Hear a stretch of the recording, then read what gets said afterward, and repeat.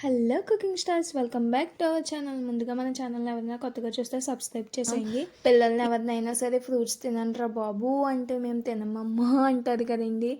ఈ రోజైతే పపాయాతో ఒక కొత్త రెసిపీ అయితే చేయబోతున్నాను. మీరు కూడా చూసి ట్రై చేసి ఎలా వచ్చిందో కామెంట్ చేసేయండి. ముందుగా అయితే పపాయాని పీల్ అవుట్ చేసుకోవాలండి. తర్వాత నేను చూపించిన విధంగా క్లీన్ చేసేసుకొని పపాయాని అయితే మిడిల్లోకి కట్ చేసుకోవాలండి. కట్ చేసుకున్న లోపల సీడ్స్ అనేవి సపరేట్ చేసేసుకోండి.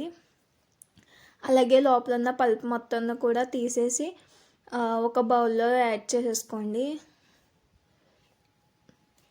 ఇలా నేను చూపించిన విధంగా చేసేసుకున్న తర్వాత పాలు అనేది మరగబెట్టుకోవాలండి.